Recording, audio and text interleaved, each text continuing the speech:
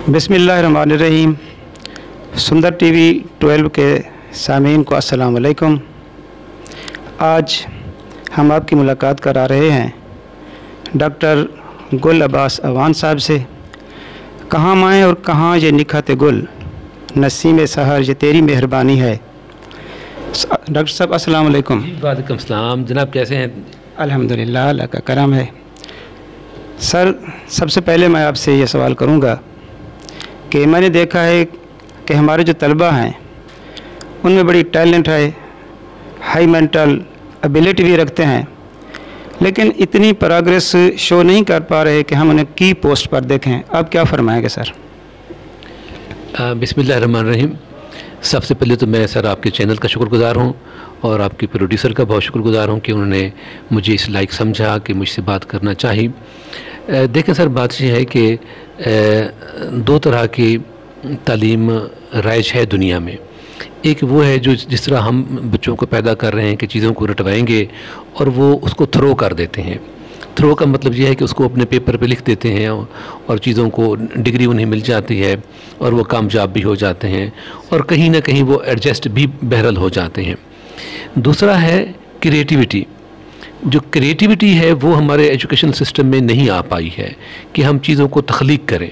हमारे यहाँ ऐसी कोई स्पेस बन नहीं पाई है रियासती सतह पर कि कोई ऐसा निसाब तरतीब पाए कि जिसमें बच्चे को तख्लीक करने का मौका मिले। हमारी साइंस में आपने देखा है कि जो लैब्स हैं बंद हुई पड़ी हैं। आप कभी जाकर देखें तो लगता है कि ये साल में एक मरतबा खुली होंगी, 2 मरतबा खुली होंगी। अगर कहीं खुली हैं तो वो बैठने की जगह है, प्रैक्टिकल नहीं हो रहा है। फंडिंग बहुत कम है लेबॉर्ट्रीज़ के लिए कि वहाँ पर तजर्बात हों। तो जब तक निसाब में तख्लीकियत शामिल नहीं होगी तो बच्चा जो है वो तख्लीक कार नहीं बन पाएगा। तख्लीक कार बनेगा तो वो फिर अपनी ज़िंदगी का तयन भी करेगा, उसे कहाँ जाना है, अपने उसके किस पोस्ट पे जाना है। तो वो हमारे यहाँ अभी तक सिलसिला मौजूद है। जब तक तख्लीकियत नहीं आएगी, क्रिएटिविटी नहीं आएगी निसाब में, तो निसाब का मतलब तो रास्ता है। अब हमने जिस रास्ते पे चल रहे हैं मंजिल भी तो वही पाएंगे। अगर हम अपने रास्ते को बदलेंगे तो ज़ाहिर फिर हमें मकाम भी अच्छा मिलेगा। तो मेरा पहला अर्ज़ है, गुजारिश है, वो यही है कि हमें अपने निसाब को बदलना पड़ेगा। जब तक निसाब नहीं बदलेंगे तो चीज़ें ऐसी रहेंगी जैसे चल रही हैं। सर ने बहुत सही फरमाया। क्रिएटिविटी की बात कर रहे थे। ये 4 चीज़ें वैसे होती भी ज़रूरी हैं: कॉन्फिडेंस, क्रिएटिविटी, करैक्टर और कंट्रीब्यूशन। तो सामीन, अगर आप इन जैसी अजीम शख्सियात का इंटरव्यू से मुस्तफ़ीज़ होना चाहते हैं तो आप हमारे चैनल को सब्सक्राइब करें और घंटी का बटन भी दबाएं ताकि हम ज़्यादा से ज़्यादा मालूमात आपसे शेयर करते रहें। सर, मेरा दूसरा सवाल आपसे ये है कि कौन सा तदरीसी तरीका सबसे ज़्यादा मुअस्सर हो सकता है? देखिए सर, ऐसा है कि इस वक्त दुनिया में 2 तरह के तरीका है तदरीस मौजूद हैं। एक ये है कि टीचर सेंटर्ड और दूसरा है स्टूडेंट सेंटर्ड। टीचर सेंटर का मतलब यह है कि टीचर आता है, क्लास में किताब खुलवाता है, जी हाँ जी फलां सफ़ा खोलें, और फिर वो पढ़ाना शुरू कर देता है और बच्चे पैसिव होके बैठे हैं और एक्टिव नहीं बैठे हैं। एक्टिव टीचर है तो वो एक एक्टिव है, बाकी सारे पैसिव होकर सुन रहे हैं। और बहुत हद तक तो देखा गया है कि उनको ये इजाज़त नहीं है, इतना इज़्न भी नहीं है कि वो सवाल पूछे कि जनाब ये आपने क्या पढ़ाया है हमें। और अगर वो कोई 2-4 बच्चे सवाल कर भी लें तो हम शायद इरिटेट होने भी लग जाते हैं। दूसरा तरीक़ाकार है कि जिसमें टीचर जो है वो निस्बतन पैसिव है और वो स्टूडेंट सेंटर्ड है कि तमाम तर तवज्जो जो है वो स्टूडेंट पर है और तमाम सवालात भी स्टूडेंट कर रहे हैं, बात को आगे चला भी स्टूडेंट रहे हैं। मिसाल के तौर पर मैंने अगर तालीम देनी है गज़ल पे, तो अब मैंने ये नहीं पढ़ाना कि गज़ल इसे कहते हैं और कैस बिन राज़ी ने कहा है और फ़लाँ ने ये कहा है और फ़लाँ ने ये कहा है। तो मैं सवालात इस तरह करूँगा कि तलबा से कि उसका जवाब वो दें। मिसाल के तौर पर मैं उनसे पूछूंगा, अच्छा कभी आपने मौसीकी सुनी है? अच्छा जी, मौसीकी में क्या चीज़ होती है? वो कहेंगे जी गाना होता है। बिल्कुल, मैं कहूँगा जी गाना भी गाया जाता है। अच्छा, इसके अलावा क्या गाया जाता है? तो कोई ना कोई उसमें कहेगा जनाब कि गज़ल भी गाई जाती है। तो मैं ये कहूँगा हाँ जी, अब आज का हमारा मौजू गज़ल है। तो मैंने जो तमाम बातें लेनी है वो स्टूडेंट से लेनी है। कोई कहेगा जनाब के गीत गाया जाता है, कोई कहेगा रोड़ा गाया जाता है, कोई कहेगा काफ़ी गाई जाती है, माया गाया जाता है। तो मैं ये चाहूँगा कि वो जो लफ्ज़ गज़ल है वो वही ब्रेक करें, वो उनके मुंह से निकल के आए। जब उनके मुंह से निकल के आएगा तो उनकी एक्टिविटी बढ़ जाएगी। तो हाँ, तो अब हमने अगर चाहना है कि बच्चे बेहतर हों तो उनको आपने एक्टिव रखना है। मिसाल के तौर पर मैं खुद जब अपने क्लास में जाता हूँ कोशिश करता हूँ कि मेरा पहला पीरियड हो, तो जैसे मेरे टेबल पर ये न्यूज़पेपर पड़ा है तो मैं न्यूज़पेपर लेके जाता हूँ। मैं वहाँ पर उनसे पूछता हूँ, हाँ जी आप ये बताएं कि एक ख़बर आए सुबह सिंध की, तो अखबार में पहले विदिन ब्रैकेट किस शहर का नाम लिखा होगा। अगर खैबर पख्तूनख्वा की है तो गोया कि वो कोई ना कोई गलत नाम बताते रहेंगे, बिलाखिर वो सही नाम पर पहुंच जाएंगे। तो इस तरीके से आप बच्चों को जब एक्टिवेट करना शुरू करेंगे तो वो फिर उसमें इंटरेस्ट भी लेंगे। फिर वो सोचेंगे अच्छा पंजाब की खबर तो जो है वो लाहौर से आनी चाहिए, सिंध की खबर कराची से आनी चाहिए। अच्छा जी वहाँ के सिंध के वज़ीर आला का नाम क्या है, हाँ जी पंजाब के वज़ीर आला का नाम क्या है। इस तरीके से जब आप अपनी उन तमाम स्टूडेंट्स को एक्टिवेट करेंगे तो वो जो सिस्टम होगा वो स्टूडेंट सेंटर्ड होगा, वो टीचर सेंटर्ड नहीं होगा। तो अब अगर हम चाहते हैं कि ये चीज़ें हमारे यहाँ बदलें तो हमें अपने सिस्टम को टीचर सेंटर से निकालकर स्टूडेंट सेंटर करना पड़ेगा। बहुत अच्छी मालूमात से आपने हमें मुस्तफ़ीज़ फरमाया। सामीन, अगर आप मुफ़क्किरीन हैं, माहिर तालीम हैं, कोई अच्छे मुदर्रिस हैं या मुकर्रिर हैं और आप ये चाहते हैं कि हम आपका इंटरव्यू लें तो आप हमसे ज़रूर रब्ता कीजिएगा। मैं सर से एक और सवाल अर्ज़ करूँगा, क्योंकि निहाल इस गुलिस्तान में जितने बड़े हैं हमेशा वो नीचे से ऊपर चढ़े हैं। कोई ज़माना होगा सर भी तालिब इल्म होंगे, तो सर उस वक्त आप किस तरह तैयारी करते थे? मैं गुजारिश करूँ जी कि मैं अब भी स्टूडेंट हूँ और मैं इतना ही पढ़ता हूँ जितने मेरे बच्चे पढ़ते हैं। मेरा जो बड़ा बेटा है उसने एफसी यूनिवर्सिटी से बीएस इंग्लिश किया है, अब वो सीएसएस कर रहा है। दूसरा बेटा मुल्तान से एमबीबीएस कर रहा है। तीसरा बेटा 10th पढ़ रहा है। तो वो मेरे जो बच्चे हैं वो 2 बजे सोते हैं, तो मैं भी यूजुअली 12 बजे तक जागता हूँ। रात को 2 बजे सोते हैं? जी हाँ, जी हाँ, जी हाँ, जी। मेहनत करते हैं आप लोग। तो ऐसा है कि मैं भी 12 बजे सोता हूँ, जब अगर 10 बजे सो जाता हूँ तो फिर 4 बजे जाग जाता हूँ। तो मैं सर उस वक्त भी जब स्टूडेंट था तो मैं खैर बहुत पढ़ता था। तो मेरे जो छोटे भांजे भतीजे हैं वो कहते हैं कि जब हम सोते थे तो वो मामू पढ़ रहे होते थे, जब हम जागते थे तो मामू पढ़ रहे होते थे। तो अब सर ये है कि पढ़ाई के अलावा और कुछ नहीं है ना। अब देखें कि इस वक्त मैं दफ्तर आया बैठा हूँ ना जी, तो मुझे जो ही टाइम मिलेगा तो मैंने ये इत्तेफाक से आप आए ना जी, किताब आपके सामने है। तो ये दुनिया के लोगों के अकवाल हैं, मैं चाहूँगा कि मैं कुछ इस पर कॉल पढ़ लूँ। इस करते हैं, मेहनत करते हैं। अब मैं डॉक्टर हूँ लिटरेचर में, तो मैं जो है अब लिटरेचर की किताब साथ लाया हूँ। तो मैं तो गाड़ी में जा रहा हूँ तो मुझे वहाँ पर भी अगर 5 मिनट के लिए कहीं रुकना पड़ जाता है इशारे पर, तो मैं किताब खोल लेता हूँ। सर इसके अलावा हमारे पास है कुछ नहीं ना। अगर हम नहीं पढ़ेंगे तो फिर हमारे पास कौन सी आउटलेट है, हमारे पास कोई रास्ता नहीं है। मेरे ख्याल में मैं आपके चैनल के ज़रिए कहना चाहता हूँ आपके तमाम सामीन कराम से कि शायद आप में से शायद कोई भी इतना गरीब नहीं होगा जितना मैं गरीब था। आपने शायद कभी भूखे ना सोए हों, लेकिन मैं अपने बचपन में फाके से सोया भी हूँ। लेकिन अल्लाह तबारक व तआला ने मेहरबानी फरमाई, अल्लाह तबारक व तआला ने मुझ पर करम फरमाया। मैं इस वक्त 3 मेरे एमए हैं इंग्लिश में, सराइकी लिटरेचर में, उर्दू लिटरेचर में। मैं उर्दू अदब में डॉक्टर हूँ। मेरी किताबें यूनिवर्सिटी में पढ़ाई जाती हैं, ज़करिया यूनिवर्सिटी मुल्तान में पढ़ाई जाती हैं, इस्लामिया यूनिवर्सिटी भावलपुर में पढ़ाई जाती हैं। मैं बड़े बड़े इदारों में जाता हूँ, लेक्चर भी देता हूँ, इंटरनेशनल सेमिनार पर भी गुफ्तगू करता हूँ। इस वक्त भी आपके सामने ज़िला का एक कॉलेज है, हेड क्वार्टर का कॉलेज है, मैं वहाँ का प्रिंसिपल हूँ।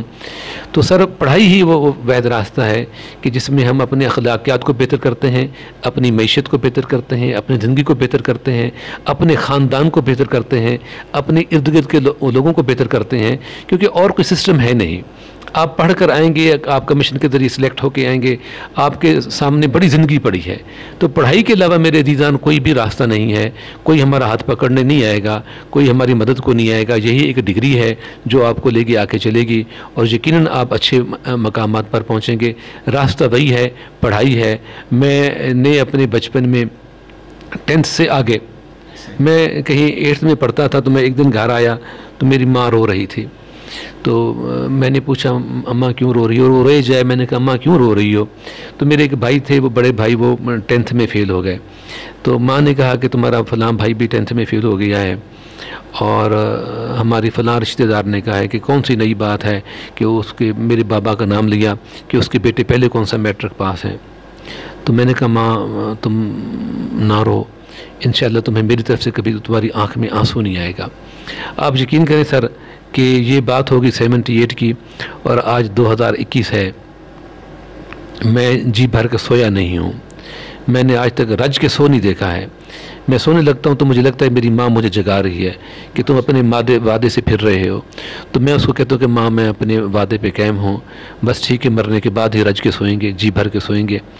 तो मैं फिर नहीं सोया हूँ। अपनी हर कामयाबी को लेकर अपनी माँ के पास जाता हूँ, उसकी कब्र पे जाता हूँ, उसको कहता हूँ माँ कि मैंने फ़लाँ कर लिया है, माँ मैंने फ़लाँ कर लिया है, ये चीज़ मुझे मिल गई है, माँ मैंने जो चाहा है मुझे रब सही ने अता कर दिया है।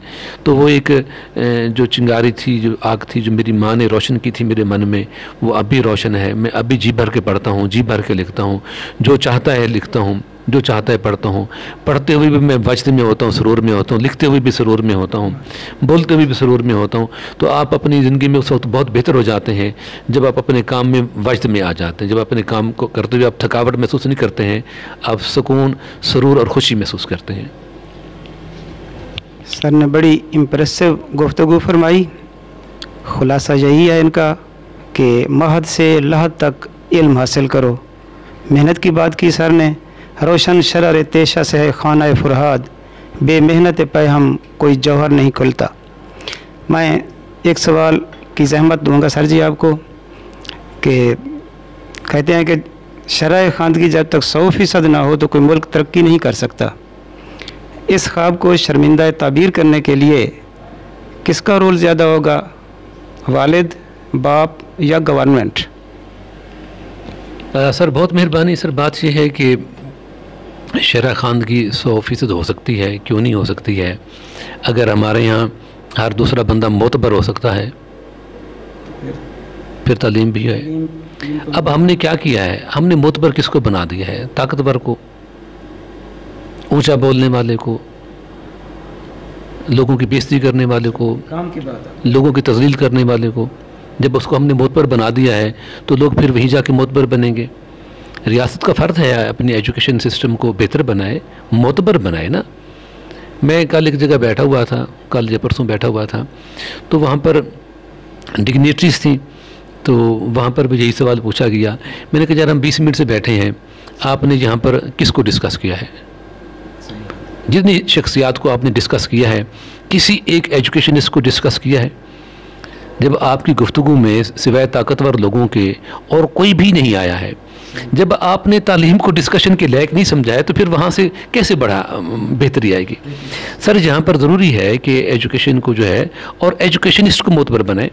किसी चौक का नाम किसी एजुकेशनिस्ट का है, फिर कैसे बेहतर होंगे? जिसका नाम होगा लोग वही बनना चाहेंगे ना। ये तो फिर वही जागीरदाराना सिस्टम लगता सर है। जो भी कर रहे हैं, हमने जो प्रोड्यूस कर रहे हैं, जो टीवी पे दिखा रहे हैं, वहाँ पर किसी एजुकेशनिस्ट के किरदार को तो भी दिखाएं ना, किसी उसको भी तो बतौर हीरो शामिल करें। हमारे निसाब में जो किताबें हैं, कितनी हमने एजुकेशनिस्ट को शामिल किया है। तो जब तक हम अपने माहिर तालीम लोगों को मोतबर बनाकर पेश नहीं करेंगे, तो 100% हो भी जाए तो लोग फिर भी मोतबर नहीं बनेंगे। लोग मोतबर उसी वक्त बनेंगे जब लोगों का एहतराम किया जाएगा, जब लोगों के हाथ चूमे जाएंगे। मैं आज भी रात को सोने से पहले अपने जितने भी असातिज़ा कराम मेरे फौत हो गए हैं, मैं उनकी बख्शिश की दुआ मांग कर सोता हूँ। वो मेरे लिए हीरो हैं।